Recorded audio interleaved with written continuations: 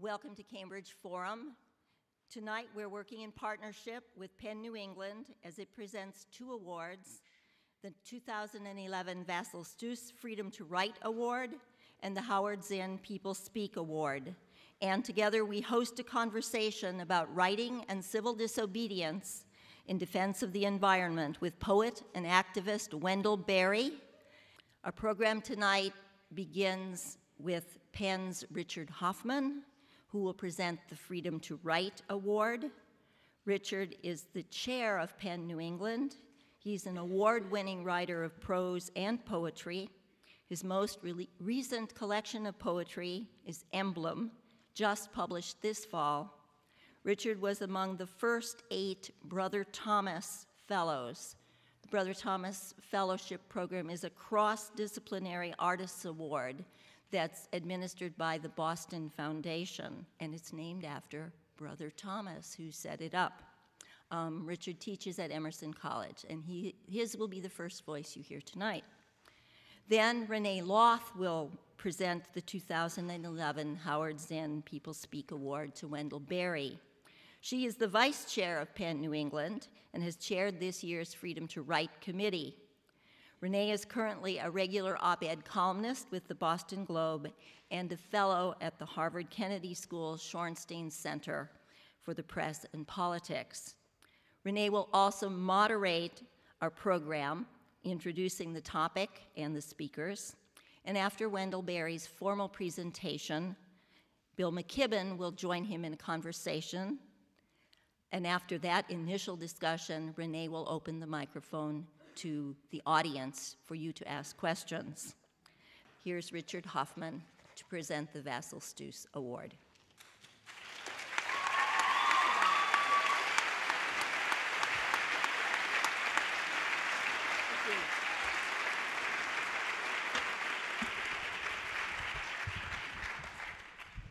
Thanks. This is exhilarating. What a wonderful crowd we have. Once again, it's good to be partnering with Cambridge Forum. I want to thank Pat Zerke. I want to also thank our executive director of Penn New England, Karen Wolf, for her tireless efforts.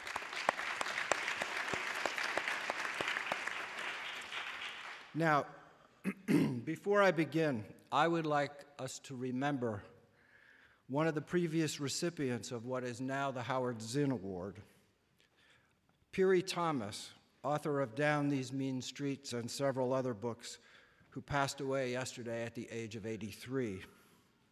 Mr. Thomas joined us here 3 years ago to accept what was then called the Thomas Paine Award for a writer in the United States who consistently spoke truth to power.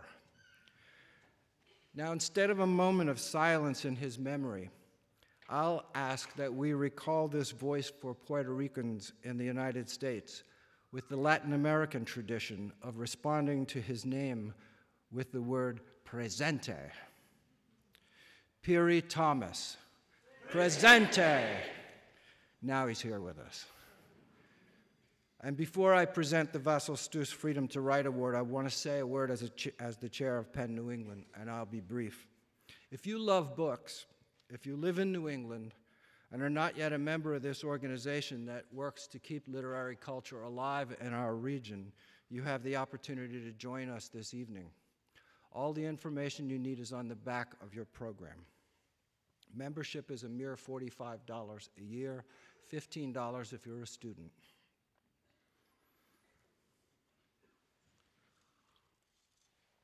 And now, it is my great honor to award the Vasyl Freedom to Write Award, which recognizes a writer persecuted for the peaceful expression of his or her views and whose courage in the face of censorship and oppression is exemplary. The award is named in honor of Vasyl Stus, the leading Ukrainian poet of his generation and the last poet to die in a Soviet gulag. This year's award goes to Bishop Erwin Crowler, author of several books, including a memoir of his life among the indigenous peoples of Amazonia, who has defended the legitimate rights, cultures, and agrarian livelihoods of the populations along the Xingu River.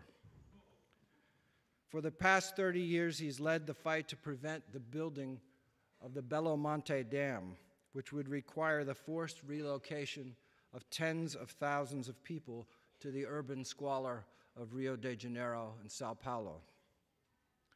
The anti-ecological project will have a huge and destructive impact on everyone, along with us sitting here in Cambridge this evening, indeed all people living on Earth.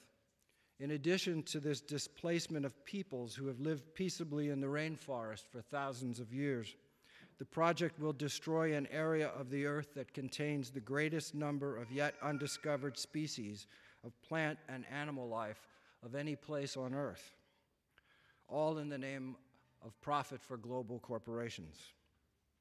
All of those against the Belo Monte project are labeled enemies of progress, and especially a bishop who stands up and puts his foot down. He has to be eliminated. Father Crowler has been repeatedly threatened with assassination by mercenaries working for these corporations. It is not an idle threat. His close associate, the American nun, Sister Dorothy Stang, was murdered by these same armed thugs, and her killers have yet to be brought to justice. The Belo Monte Dam project, we've recently learned, has just been approved by the Brazilian government, and its opponents have vowed to make every attempt to continue to block it in the courts. And so, for his courage, his commitment to human rights, his outspoken writings on behalf of the people he loves and the planet we share, PEN New England hereby confers the honor of its Vasyl Stus Freedom to Write Award on Bishop Erwin Crowler of Brazil. Because this program is being recorded, broadcast, and posted on the internet, please give a thunderous applause to Bishop Crowler so that the government of Brazil may understand that we stand with him and with the indigenous peoples of Amazonia, in solidarity with them and with all those peoples whose way of life is threatened by a rapacious monoculture of exploitation and profit.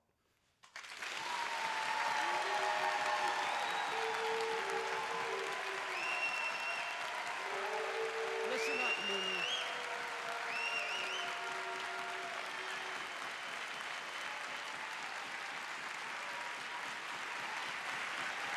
There it is. There it is.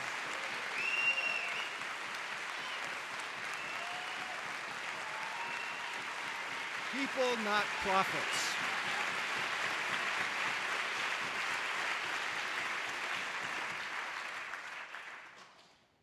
Bishop Crowler sent us a statement that I'd like to read. My very profound respect and gratitude. Unfortunately, I will not be able to receive it personally, but I want to express my immense gratitude. Since 1965, I'm living in the Amazon region, engaging myself in indigenous and environmental causes. The award means to me an international recognition of this noble cause in the defense of indigenous peoples, peoples who are brothers and sisters of all of us, but who are today more than ever before disrespected and thrown off their lands.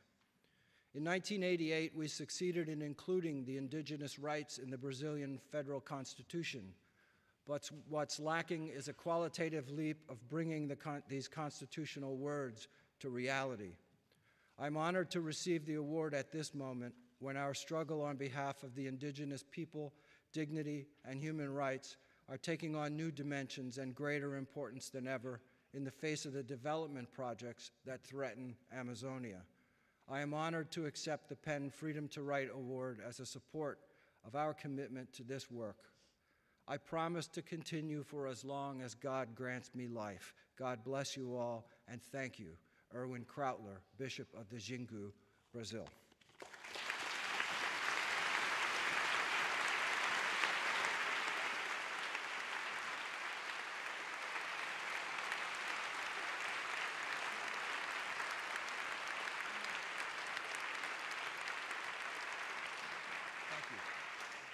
And now I'd like to turn the program over to my colleague, Renée Loth, Chair of the Freedom to Write Committee of PEN New England. Renée? Thank you.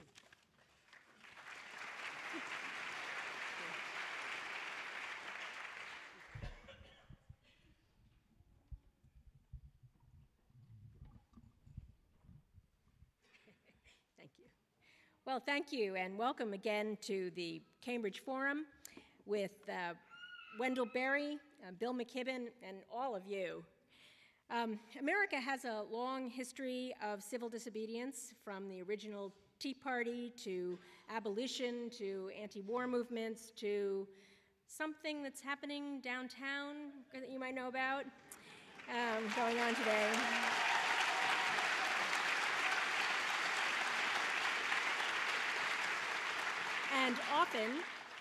And often active political protest has been combined with a life of writing.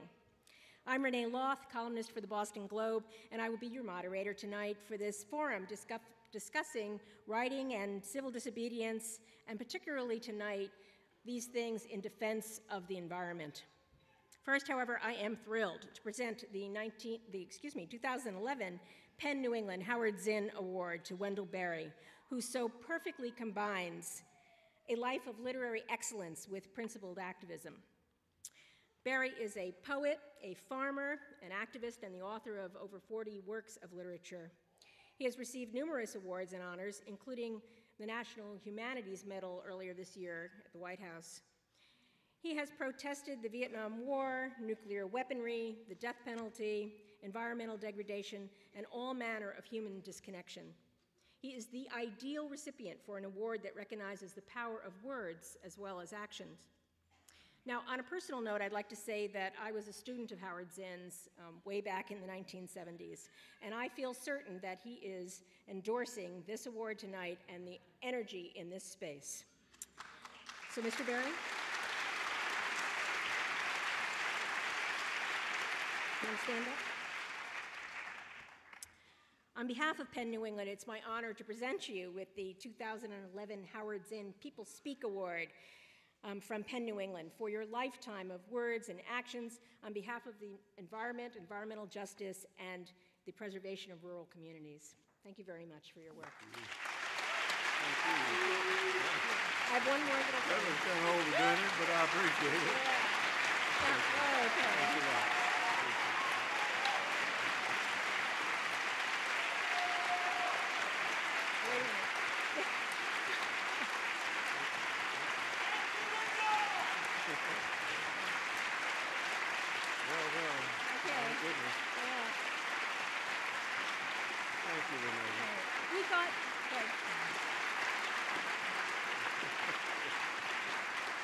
Maybe I won't have to make a speech. Yeah. We thought hard about something to present you tonight that would not just be another plaque for your wall, and something that really crystallized your commitment to the land and to peaceful protest. But, you know, all of the plowshares were gone when we went to the hardware store. They were just out of plowshares. So we have something to present you, though.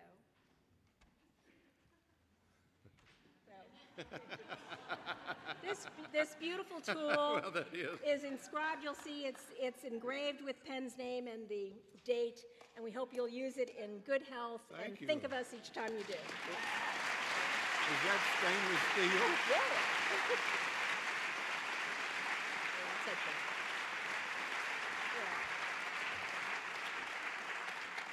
Yeah. Maybe they're not going to let me go home with that. Yeah. We'll ship it to you. When those people at the airport see that, they're going to have questions. But it's not by nature a concealed weapon. No. Well, to say that I expected this great kindness from these good people in this good place would be a very considerable understatement. If you knew the extent of my surprise, maybe you would find it a very, very just measurement of my gratitude. This is a tribute that, of course, incites the inevitable question, who, me?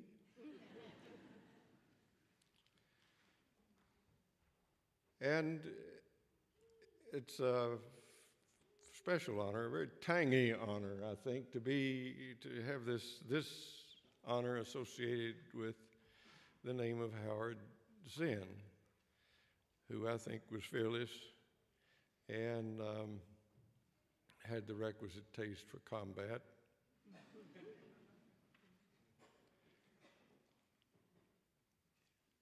He wrote for the Progressive, and I first knew him from his articles in the Progressive. So this involves a rather pleasing coincidence. When Renée and I were talking about what I was supposed to do, or what I was supposed to say, besides thank you, she said, well, maybe a little talk. And I said, well, maybe by then, this was some time ago, maybe by then something will turn up. I'm not exactly Mr. McCalber. I don't think that something inevitably turns up. But I think that it's a good idea to give something a chance to turn up. So in the meantime, Matt Rothschild of the Progressive asked me if I would write a piece about civil disobedience. And I said, sure. And I didn't forget that I was on the lookout for something that might turn up for this occasion. So I'm going to read my little Progressive article about civil disobedience. Matt Rothschild has asked me to write a short piece about civil disobedience. This is a request I would ignore if I had my druthers. But Matt was representing duty, perhaps, and several hours of hard thought have not afforded me an adequate excuse. The reason for civil disobedience, as I understand it, is simple necessity. If you belong to a political side with a significant grievance, and if your side is not represented, is in effect not heard in the halls of your nominally representative government, then you have two choices. You can passively submit, accepting your grievance as irremediable, or you can, perhaps uselessly, insist by some act of civil disobedience upon your right to have your grievance redressed by your government. I'm speaking here of nonviolent civil disobedience, of course. I subscribe to the commandment to love our neighbors, even if they are our enemies. But I'm also in favor of making sense. Answering violence with violence is understandable, at least by people like me, but it is also nonsense. Matt asked me to write this piece because he knows that last February, in protest against coal mining by so-called mountaintop removal, I committed myself to an act of civil disobedience in the office of Kentucky's governor. In fact, I've made that commitment 3 times. The first was on June 3rd, 1979, in opposition to a nuclear power plant then being built at Marble Hill on the Ohio River near Madison, Indiana. The second one was in Washington, D.C., in collaboration with my friend Bill, on March 2nd, 2009, in protest with a host of others, generally against mountaintop removal, air pollution by the burning of fossil fuels, and immediately against the burning of coal by a power plant within a few blocks of the national capital. The third was on the 11th of last February, the aforementioned attempt to discover conscience in official Frankfurt. Only one of these adventures resulted in actual civil disobedience and arrest. This is why it explains my reluctance. After we crossed the fence at Marble Hill, we were arrested and booked and turned loose. In Washington, the number of us offering to get arrested, 2,000 or 3,000 maybe, overwhelmed the police, who, thinking perhaps of the hours it would take to write down our names and addresses, declined the opportunity to know us better. Or so we thought. We then had to choose between climbing the fence, potentially a felony, or after far too many speeches, dispersing. We dispersed. In Frankfurt, the governor, somewhat delightfully, outsmarted us. Instead of calling the police, he invited us to camp in his waiting room, which we did from Friday until Monday morning. And so my career in civil disobedience so far has been an exercise in anticlimax. Also, it has been, by any practical reckoning, pretty useless. Owing probably not much of anything to our civil disobedience, the power plant at Marble Hill finally was stopped, partly by their own bad bookkeeping, partly by their own bad construction. But nothing that my side has done has come anywhere near to stopping mountaintop removal.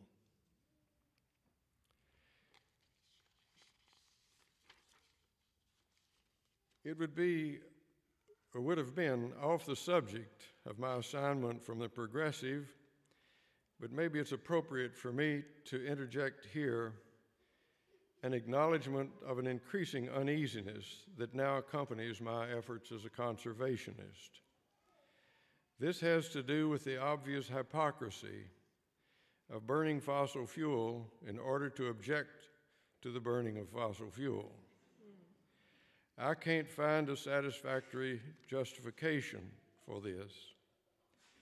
We can say that our need is urgent. We can say that our opponents are doing the same things. But that reasoning or rationalization comes straight from the boardrooms of the industrial corporations that are destroying everything we're trying to protect. The corporate industrial mind is trying to become a machine.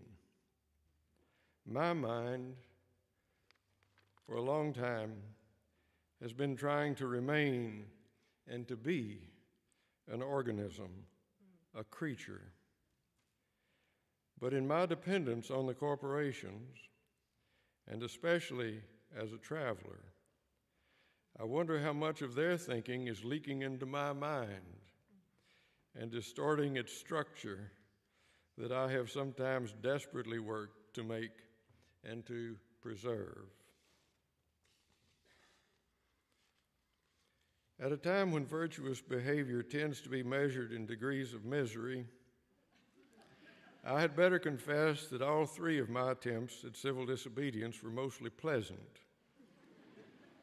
The police and other officials in Indiana were nice to us, and we were nice to them and to one another. The march in Washington, in spite of cold weather, was a social success, better by far than any cocktail party I ever attended. And our weekend in the governor's office was, I think, for all of us, an extraordinarily happy time, even a joyful time. We were warned only that if we left the building, we could not return. We were, to that extent, confined. We stayed put. We worked hard at getting our message out to the media. We told stories. We laughed a lot. We ate the good food sent in by allies and slept well on bedding likewise sent in. The security people, the office people, and the police were kind to us, and we reciprocated. I'm proud to say that we were model guests. We damaged nothing, and we cleaned up after ourselves. It may seem odd to speak of pleasure as a result of trouble, but there's nothing wrong with decent pleasure. However it comes, it is a gift, and we should be grateful. The pleasures I have mentioned certainly do not reduce the seriousness of civil disobedience.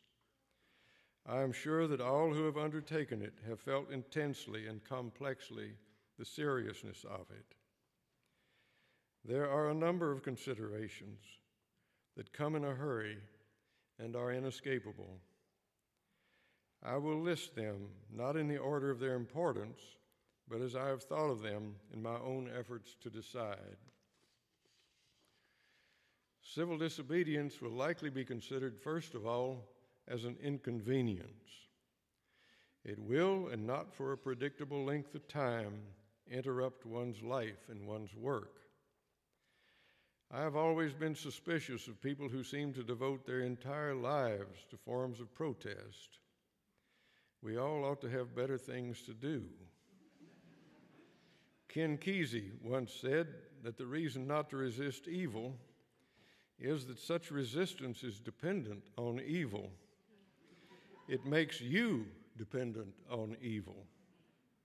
He was right.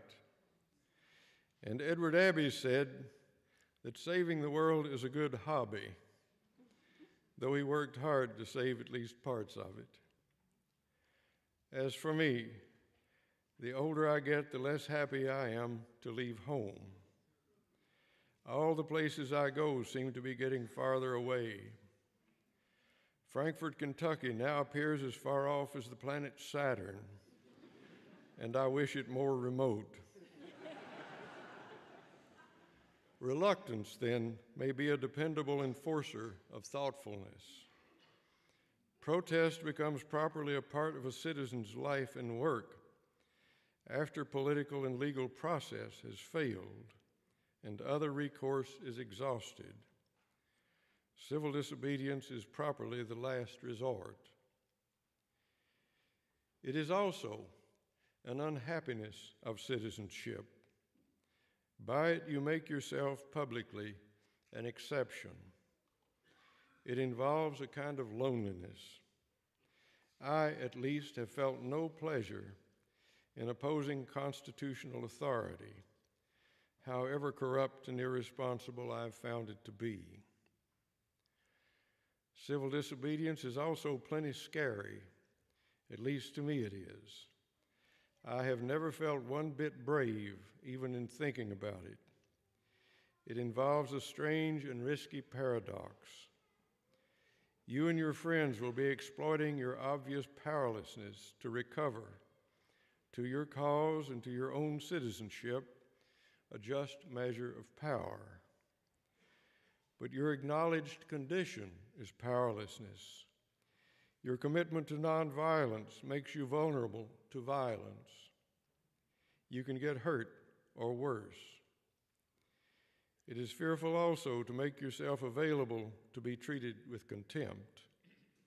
And you are, in effect, volunteering to go to jail. During the Washington protests, some genius with a microphone asked me, "Do you want to go to jail?" I said, "Hell no." There's a world of difference between wanting to go to jail and being willing to go. I thank God for every minute I'm not in jail. A final consideration, and the one you may ponder longest, is the possibility that your act of civil disobedience may be useless. In Kentucky, where the state government is owned outright by the coal industry, and the flagship university is the coal industry's trophy wife, opposition to mountaintop removal faces the unhappiest of odds. This means, I believe, that it is a mistake to make your opposition conditional upon winning. If you do that, you won't last. I am in this struggle with the firm intention of winning, but I don't forget that I first wrote against strip mining in 1965. If I had required even a reasonable expectation of victory, I would have given up long ago.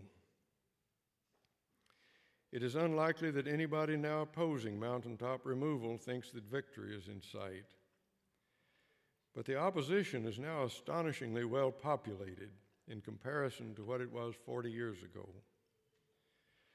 Why do so many people go to so much trouble learning the hard things they need to know, organizing, arguing with politicians, making speeches, marching, resisting arrest, getting arrested, keeping on, making the same try again and again. I think they do it above all else to keep alive the possibility of decency and to refuse to accept as normal the indecency of public officials. 40-some years ago, maybe in 1966, I attended in Frankfurt a hearing on coal company abuses. In those days, some of the companies were getting the coal out by opening contour gashes along the sides of the mountains, pushing the so-called overburden regardlessly downslope. They were doing this under the infamous broad-form deeds, which, as construed by the courts, gave all rights to owners of the coal and none to the surface owners whose properties were being damaged or destroyed. That deed, actually, in I believe 1988, was overturned because we finally got it on the ballot, and it was overwhelmingly defeated.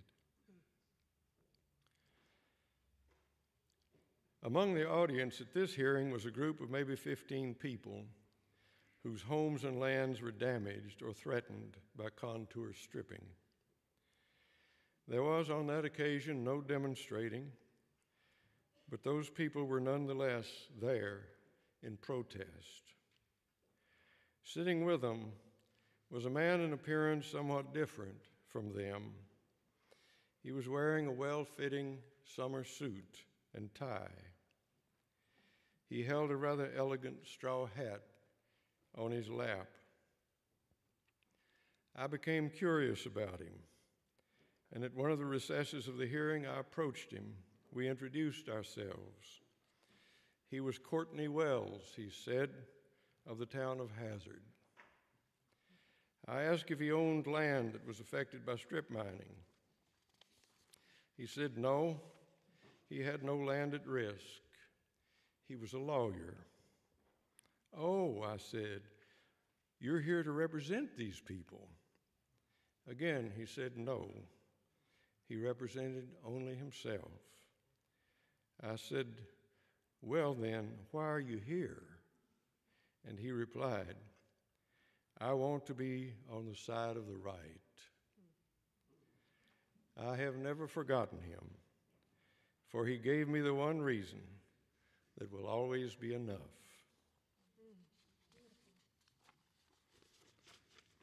Now,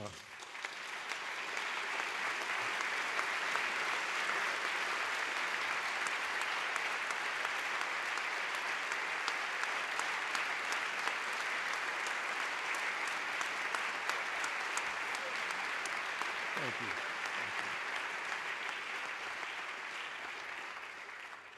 Now, as a part of my bargain, I was going to conclude with a couple of poems. These are fairly new. Well, for heaven's sake. Thank you. Well, you may want to wait on that.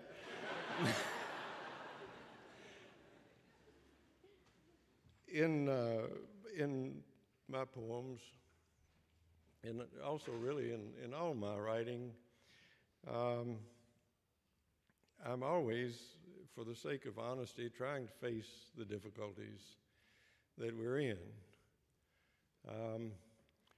But I'm also trying to make it come out in a way that permits me, and I hope other people, to keep on. I think the word I despise most is inevitable, because people who want to tell you that there's no use in carrying on these struggles because it's inevitable that you can't win, they've quit. It's really the most cowardly word in English. And I'm not going to subscribe to that kind of talk, that idea, because I think that however bad it gets, it can be made a little better by somebody who knows how to do it and is willing to do it.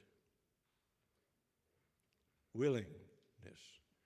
I was listening to John Lukács, the historian, talk to some students back in the spring, and he made the statement I've not forgotten to these students. The ability to think, he said, is common. It's everywhere. It's the willingness to think that's rare. Well, this poem, these belong to a series of poems I've been writing for a long time called Sabbaths, and there's no time for me to explain why, but these don't have titles. This one has an epigraph from one of William Faulkner's wonderful hunting stories called Race at Morning. And the epigraph is this: maybe, Mr. Ernest said, the best word in our language, the best of all. This is the poem. At the end of a long time, the bookkeeper sits down with his book. He enters all he has learned of suffering, grief, and ugliness, of cruelty, waste, and loss, stupidity, meanness, falsehood, selfishness, loneliness, and greed. He reckons all these as a great weight he has no way of weighing. He enters then all he has learned of joy, goodness, beauty, love, of generosity, grace, and laughter, good sense, honesty, compassion, mercy, and forgiveness. And these also weigh an unweighable weight that registers only on his heart. He cannot at last complete and close his book. He cannot say of evil and good which outweighs the other, though he feels his time's rage for quantification, and he would like to know. He can only suppose the things of goodness, the most momentary, are in themselves so whole, so bright, as to redeem the darkness and trouble of the world, though we set it all afire. Maybe, the bookkeeper says, maybe. For he knows that in a time gone mad for certainty, maybe gives room to live and move and be.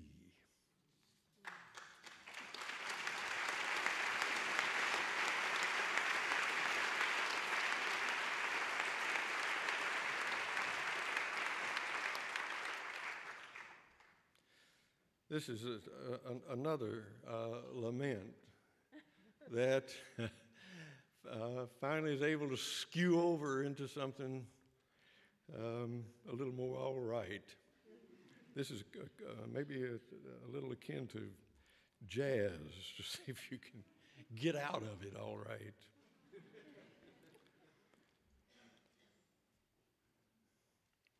Oh, my own small country. I'll start again. Oh, my own small country, battered wife of my kind, made in time, in long time long ago, by life and its multiple ends, dying and rising again. You have come to mere use, that is misuse, by life self-estranged from you. Life is not of the body. Death disembodies it, and yet it suffers. Only life suffers, as you suffer, use without care or thanks, filthifying your streams forever by humans who forget you exist. They who abuse you live by your life. They thrive a while by your ruin. But now let us think instead of a husband and a wife, one flesh, whose flesh is one with their land, grace unearned, your gift, by which they are made your own.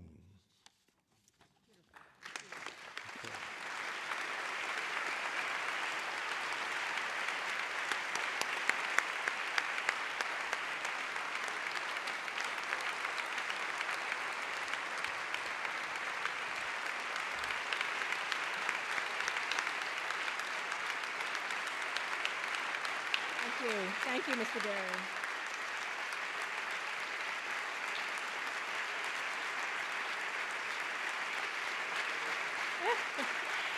Thank you.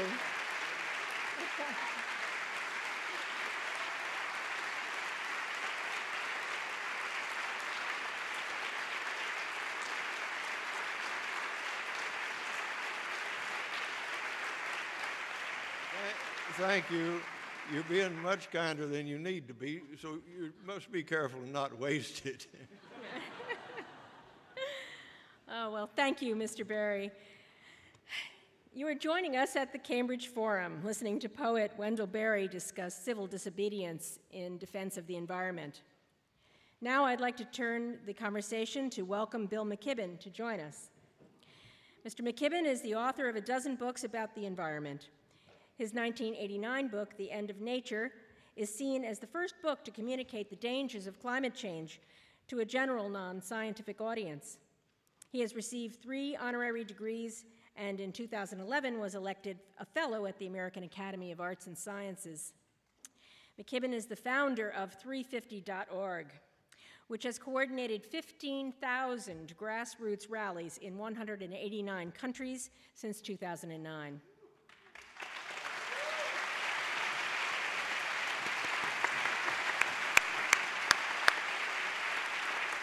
Welcome. Welcome to the conversation, Bill McKibben. Thank you. So Bill, I'd love to get your response to Mr. Berry's address, and I'm particularly reminded of a line in a recent op-ed that you wrote in the New York Times, so you know it was important and accurate. This is a quote from you. So you wrote, "After the past few years, we're increasingly unwilling to believe that political reform can be accomplished by going through the normal channels of democracy." So my question for you is, why do you think the normal channels of democracy are not functioning for us today? Well, that's a fair question, but I'm not going to get to it for just a minute. I can't resist the chance just to say what a pleasure it is to be on the altar here with my greatest of literary heroes, and to begin by saying something that Wendell kind of I think remarked on. Civil disobedience and going outside the normal channels really are not what we should have to be doing most of the time, and it's not at all. I mean, the one thing I worry about is that people listening in who might not know his work in its entirety might imagine that it's been most of what his take on the world has been. Instead, for the most part, there's no one who's done a better job of, with patient, gentle, constant encouragement, reshaping the culture in really important ways. I think there's no more important writer in the English language right now than Wendell Berry.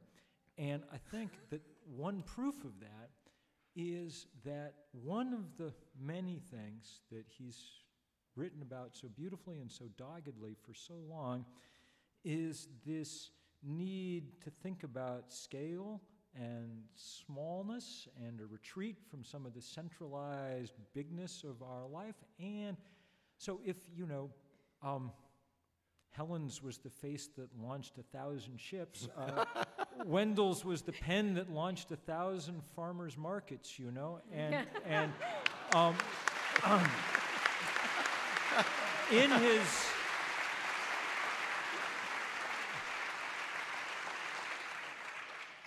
and last year, the United States Department of Agriculture reported that for the first time in 150 years, there were more farms instead of fewer in America. The biggest,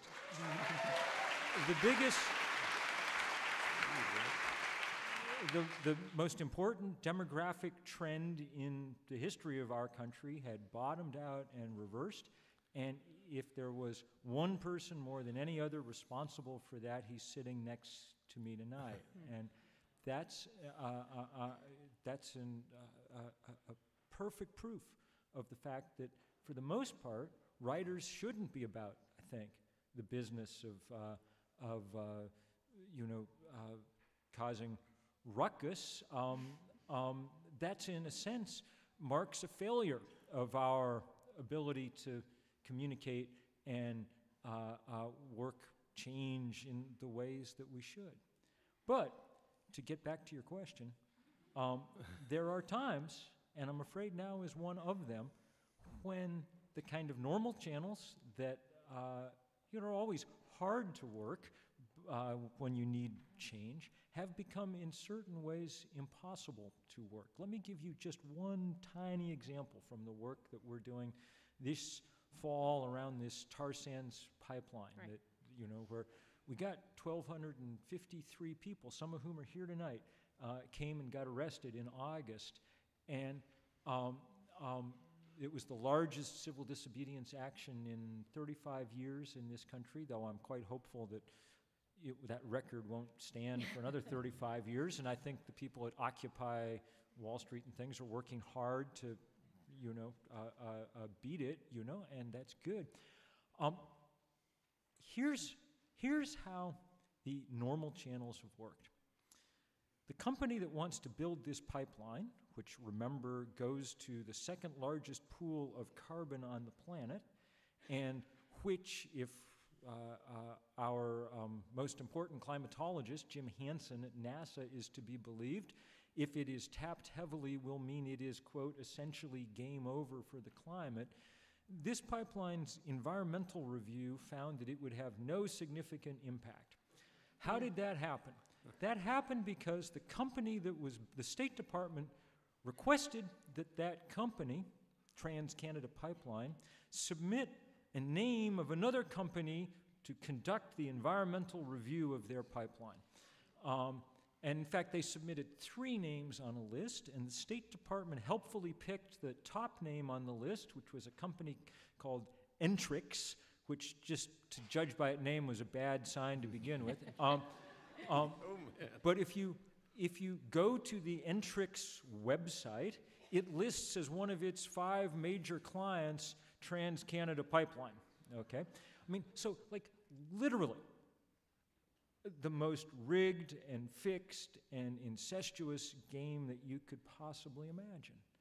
And into that kind of closed circle, there's very little way. I mean, the force of reason seems not to penetrate, and so we decided that people would need to, that we'd need to kind of put our bodies on the line as a kind of ante to attract enough attention to begin to sort of get into this game. And now that we're in it, we have a million other tactics that we're employing, and there'll be a huge, we're going to circle the White House with people on November 6th, the year before the election, and there are people going to Obama offices. There's people here tonight from Students for a Just and Sustainable Future who are passing out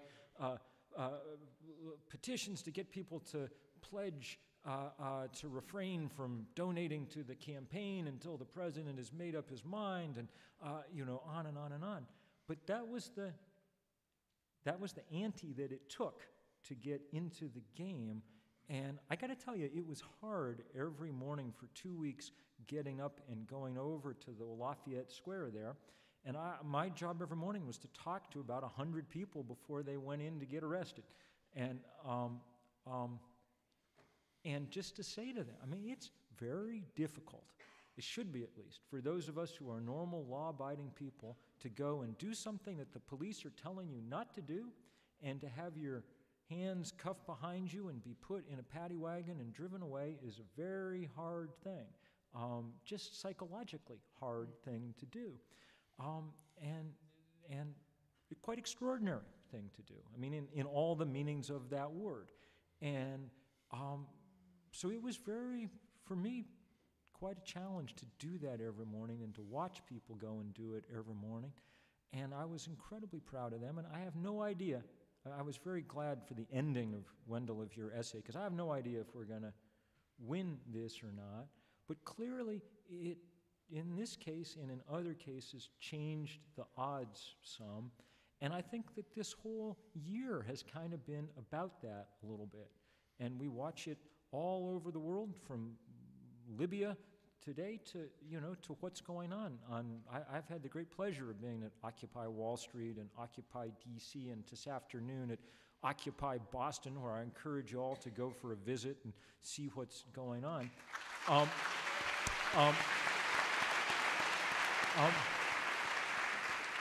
It just feels like there's a lot of people standing up and saying, we'd sort of like to be in this game too, because the game is about our future and about the future, in the case of climate change, about the future of literally everything and for all time. And so we're reluctant to let it be decided by the 1%. It sounds like you're saying that the... Okay.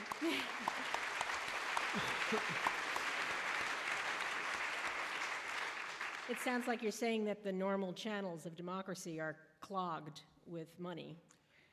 With money. It's exactly right.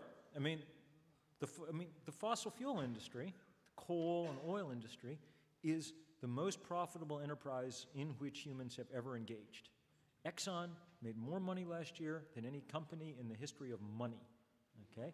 Yeah. Now, you all know enough about our political system to know that it doesn't take but a tiny percentage of that money to buy you all the ability to delay and stall and everything that you want. And that's apparently all they want, is to just hold off change for enough years to keep doing what they're doing.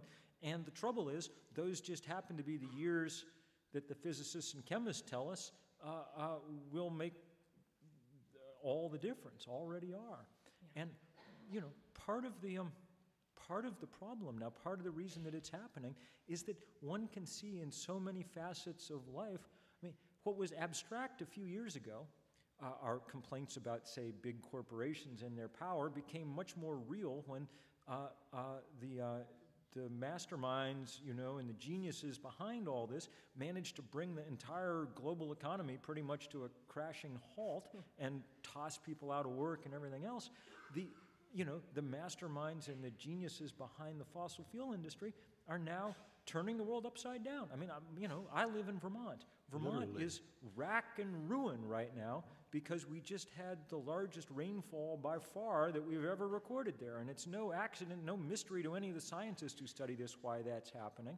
And the fact that all my neighbors should be having to somehow figure out how they're going to get their lives back together simply because Exxon can't control itself enough to kind of switch businesses and start making a fortune off the sun and the wind and things. That's, people are ready to say enough, I think.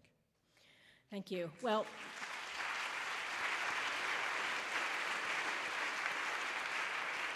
I'm going to ask one more question, and then I think we'll be moving on to questions from the audience. But, it's hard to discuss this question of civil disobedience here in New England without mentioning Henry David Thoreau's essay of the same title, which was written in 1849, although it had a different title when he wrote it. I was researching this, and I was very happy to come upon a collection of Thoreau's more political writings, including Civil Disobedience, in a collection, the foreword of which, the introduction of which, was written by Howard Zinn. It was so great, and that was back in 2003.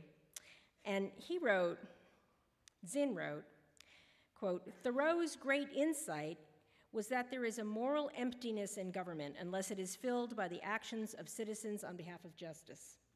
And that's so beautifully put. But I'm wondering, what happens when our morals clash? Because our democracy allows us to dissent from each other as well as from our government. And at this time, we are in a polarized political environment. how can we come to agreement or consensus? I mean, are there some fundamental agreements we can all make about environmental justice that can bring us together? I mean, Wendell, I think I might turn to you for this. Well, again, I don't know that you can start this conversation with the idea that you're going to finally get everybody to agree. But there are, to me, the great insight in that civil disobedience essay of Thoreau's is that if you're going to wait for to start until everybody else starts, nobody ever starts. And if you want it started, you have to start it yourself. And so I'm looking upon this thing we're involved in as a conversation. And if we want to leave all the talking to the energy companies, then it's not a conversation, it's just a monologue. With the assumed audience all in agreement. And when the coal companies were being allowed to test their own effluent from those mines, and they were turning in the same reports month after month without even changing the date. This was like when BP's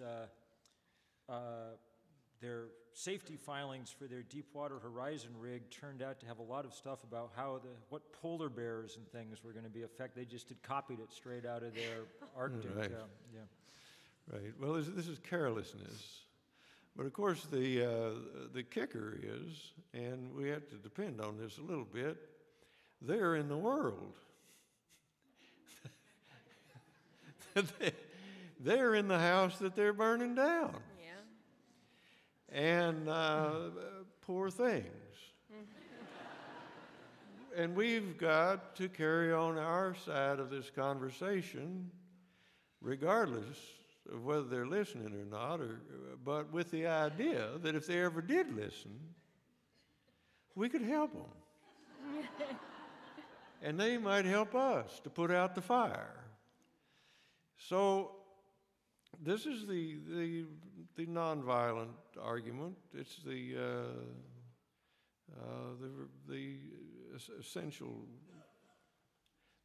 essential argument that we've based our pretension to humanity on, I think.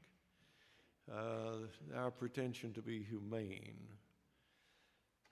to be more, for human to be more than the name of a species that has shark-like impulses. And so I think it's important that we keep speaking in a tone that can be agreed with if ever these people get into a disposition to agree. Now, we need to understand, these people are locked in. You know, the hardest thing, now maybe it's people from below the Ohio River that know this better than you people up here, but one of the hardest things to know is that some very good people sometimes do terrible things. And you meet these people individually, you know, they're all right. They're, you know, if you got any self-knowledge at all, you know that you're not holding the only candle of virtue in the room.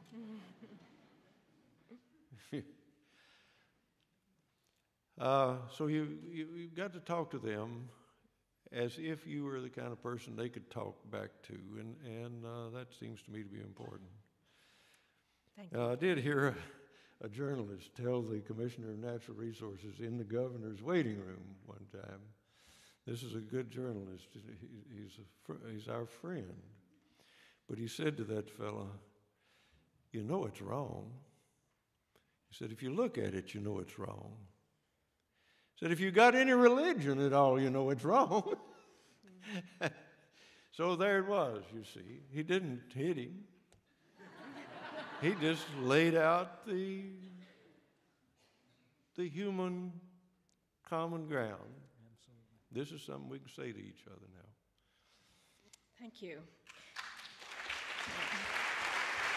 Now I've got to, you loaded me up so I can't say anything. I'm going to have to start praising you in a minute. You hold on. You are joining us at Cambridge Forum as we continue our discussion of writing and civil disobedience with poet and activist Wendell Berry and 350.org founder Bill McKibben. Now I think we'll take a few questions from the audience. Please use the microphone in the aisle there. And in the interest of all who may have a question, please limit yourself to one question. That's no follow-ups and no polemics, please. Please line up at the microphone. We only have time for a few questions.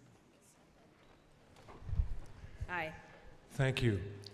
There were two very interesting articles in the New York Times recently about the Keystone XL tar sands pipeline.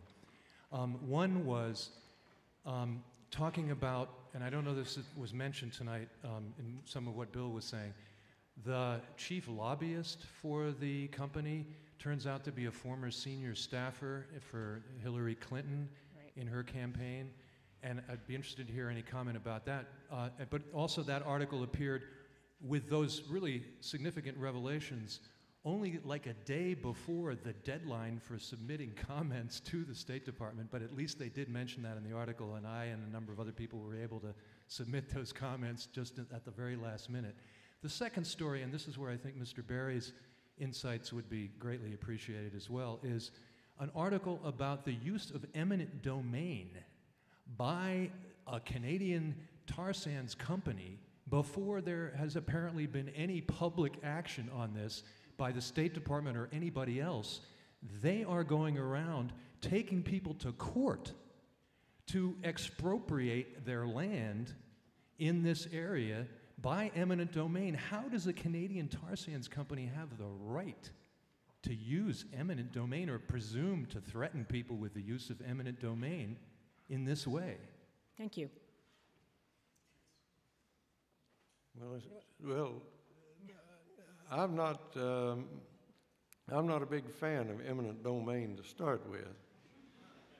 I think it's been overused, and it's too easy to use. There ought to be trials over these eminent domain issues. They ought to have to go to court and argue the case before a person's neighbors on the jury. If they're going to take his land, they ought to see if they can convince his neighbors that they ought to take it. I don't know what to do about it except protest, but that's the way I feel about it. So one of the interesting things about this whole tar sands thing is the interesting coalition of people that it's brought together, the people who worked on it hardest, and I was thinking about this when they were when the first award was being given to the Brazilian bishop. The people who first got this going were indigenous people up in Alberta who have seen their land literally turned upside down. They've moved more soil already. They've only got 3% of the oil, but they've already moved more soil than they did to build the Great Wall of China and the Suez Canal and the 10 biggest dams on Earth, okay? So if you happen to be a native person for whom that was your land, you're out of luck. But there's also these Texas and Nebraska ranchers and so on who have become our great friends and allies in this fight. Mm-hmm. And then when we got to Washington to get arrested, one of the things we said was, we don't think college kids should have to do all the work here. We'd like some people who've spent their lives pouring carbon into the atmosphere to come get arrested too. And we didn't, well, partly because, you know, right now in our economy, when you're 18 or whatever, maybe an arrest record, not the best thing in the world, but past a certain point, really, what are they going to do to you, you know? And we didn't ask people how old they were, because that would have been rude, but we said, who was president when you were born?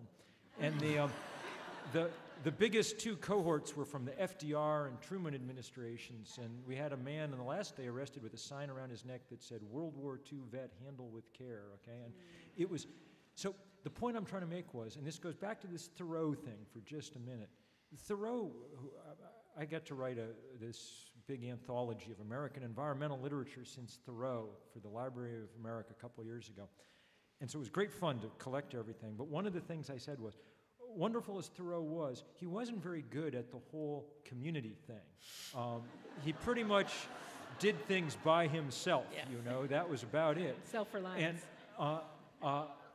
And that the second half of the book, and the place where this took its greatest, the environmental movement's taken its greatest change, has been its emphasis now on community, and that Wendell Berry was the most important voice of that change. Now, one of the communities that one forms is the community of people with whom one works politically and one protests and does things. And one of the things that I think has been really important, I've been trying really hard on this fight, and I think Wendell has done an excellent job over the years, is trying to make the point that the community of people, say, fighting this tar sands thing, are not radicals, okay?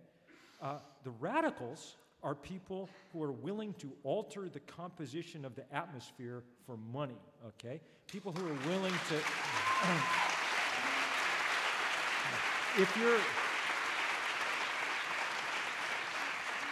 If your response to a mountain is to look at it and say, I think I'll take the top off, that is a radical act, okay? And it leaves the rest of us camped down in, you know, Dewey Square in Boston, or, you know, going to prison in D.C. or whatever, in the odd position of being essentially conservatives, saying we'd kind of like the world the way that we were born into it, and we really don't want to see it dramatically shifted. And that's important, I think, in that sense of how those people come together. Yeah, so conservative and conservation have the same root. You know? They do. Second question. I'm going to add my thanks to all involved, Cambridge Forum, Wendell, Bill. My question is with regards to the Anthropocene mass extinction event currently underway. The biologists seem to have significant consensus. This is an active research area. They are estimating somewhere between 200 and 1,000 species going extinct every day. This seems to be genocide on the part of humanity. They are calling it the Anthropocene as being human caused. And I would wonder if you would please comment on that, and in particular the numbers. That's a big spread, 200 to 1,000. And I'm wondering, in your opinion, in your knowledge, where you see that. Thank you. Thank you. You could deal with that, Bill. Well, I don't know what the right number is, but I do know that the scientists are pretty clear that what's going to happen this century, especially if we're not able to radically reduce, eliminate our consumption of fossil fuel, is the equivalent of what happened the last time a big asteroid hit the planet as regards extinction, except this time the asteroid is us, and we don't actually have to do it. We know the ways that we could live and change in order to prevent this happening. We're just not doing them yet or fast enough to make a difference. And so there's a weird sense, you talk about the Anthropocene, and that's correct. We've moved out of the Holocene and into something else. We're into a period when clearly human activity is shaping the Earth in a powerful way. That was sort of the point of the first book I wrote long ago, The End of Nature. But the real, it's a kind of open the question we're going to figure out in the next 10 or 15 years is, was the big brain actually a good adaptation or not, And is it connected to a large enough heart to allow it to function in a useful way?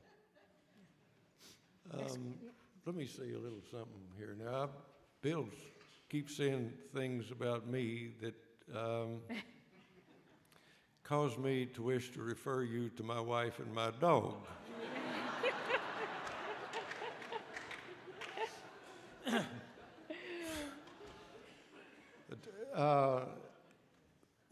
What Bill is doing, I can't even imagine.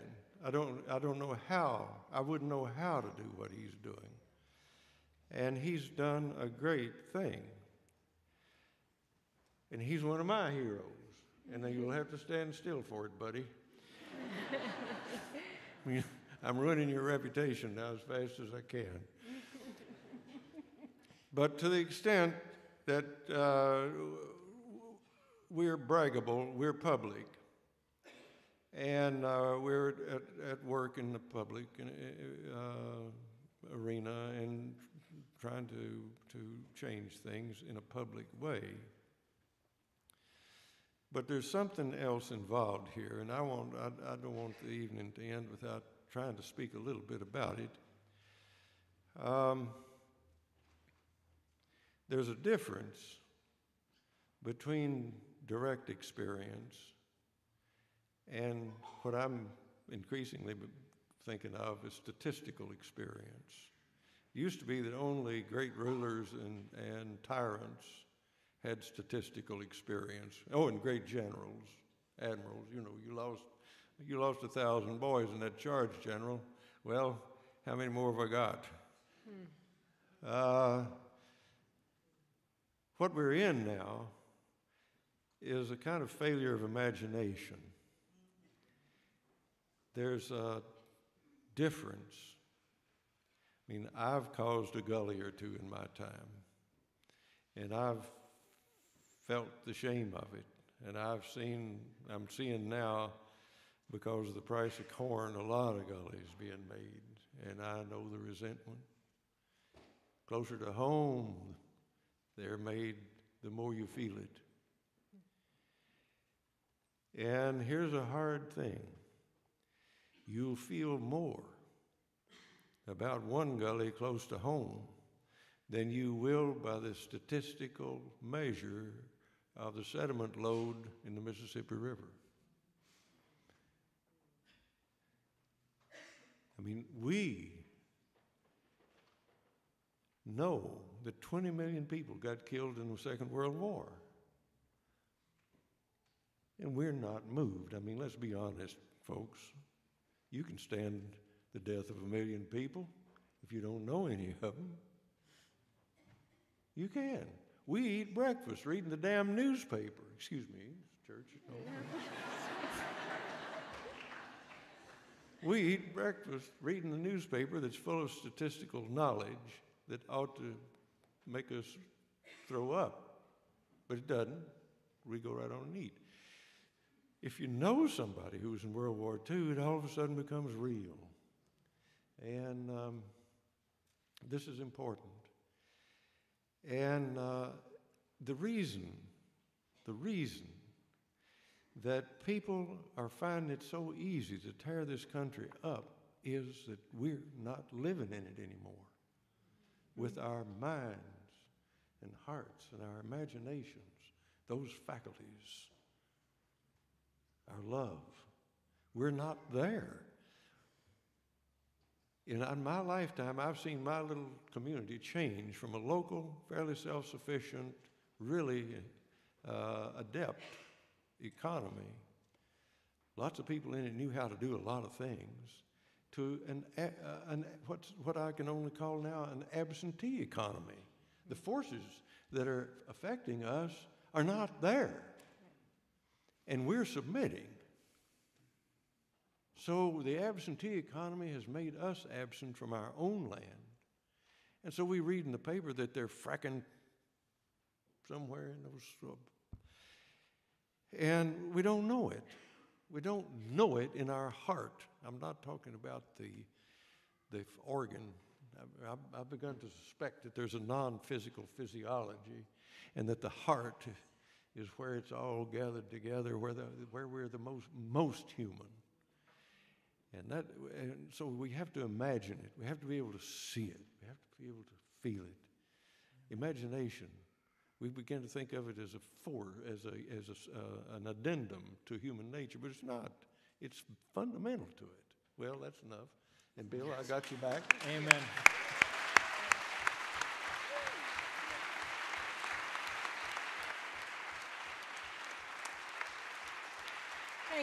Thank you, Wendell Berry, and thank you, Bill McKibben. It's all the time we have for questions, but I want to say that you've been listening to Writing and Civil Disobedience featuring Wendell Berry, and Bill McKibben, recorded by the Cambridge Forum in October 2011 and co-sponsored by Penn New England, the Massachusetts Cultural Council, the First Parish in Cambridge, the Lowell Institute, and the Friends of Cambridge Forum.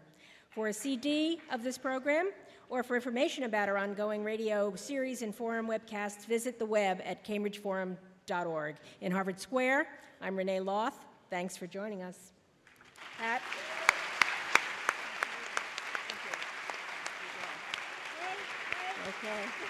Okay. Your applause is all welcome. You can applaud as long as you like. But I'm here to tell you two things. Next week, Cambridge Forum host Sean Wilentz discussing his new book, Bob Dylan in America. That program is here on Thursday the 27th.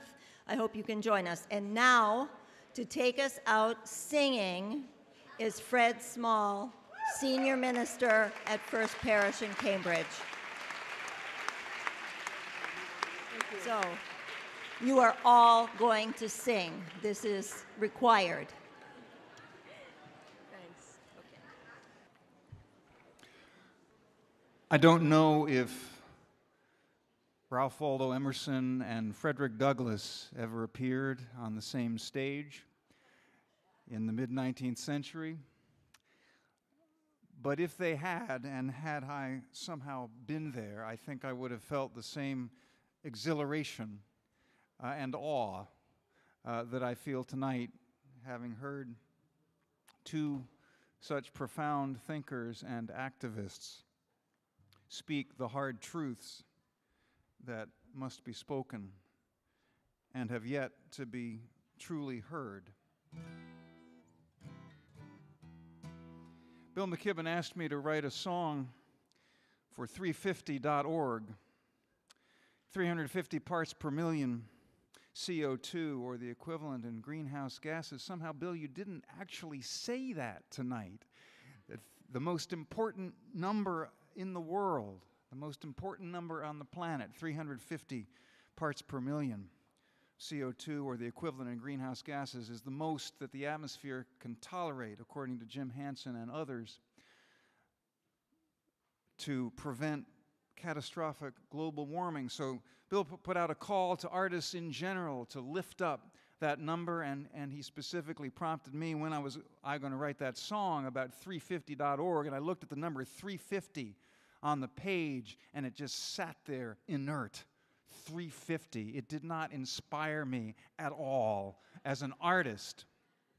And then I was in Washington, D.C. with Bill and Wendell and thousands of others marching to stop the Capitol coal plant from doing its dirty work. And I heard people, and we were all together chanting, 350, 350. And I thought, I can work with that. So that's your part, actually. 350, try that. 350, and then 350, try it. 350, and finally 350, try it. 350. Please rise in body or in spirit and join me in singing this song. You know, music is a lot like politics, a lot like the environment. You can't leave it to the experts. You have to lift up your voice, every voice, together. And there's a chorus, too. Step it up, that's a familiar phrase. Step it up, we can't slow down now. Take my hand and don't let go. Gotta make it to higher ground now. 350.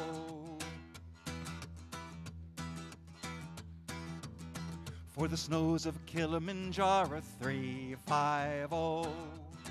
For the children who will follow, 350. For the seasons ever turning, for the ancient forests burning, seize the number, speed the warning, 350. Step it up, we can't slow down now. Take my hand and don't let go. Gotta make it to higher ground now, 350. Glaciers melting, oceans warming, 350.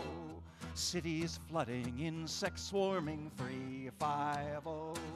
We took the earth and its sweet wonder, paved it over, plowed it under, sold it short and still we hunger. 350. Step it up. Step it up, we can't slow down now. Take my hand and don't let go. Gotta make it to higher ground now. 350. While we are sleeping, the night is deepening. Lift up your light and shine. People dying in the heat now. 350. People marching in the street for 350. Blood red sky, storm tide rising. Can you see that blue horizon? Keep your eyes on the prize. It's 350. Step it up. Step it up. We can't slow down now. Take my hand and don't let go. Gotta make it to higher ground now. 350. Step it up. We can't slow down now. Take my hand and don't let go. Gotta make it to higher ground now. 350. 350. 350. Thank you.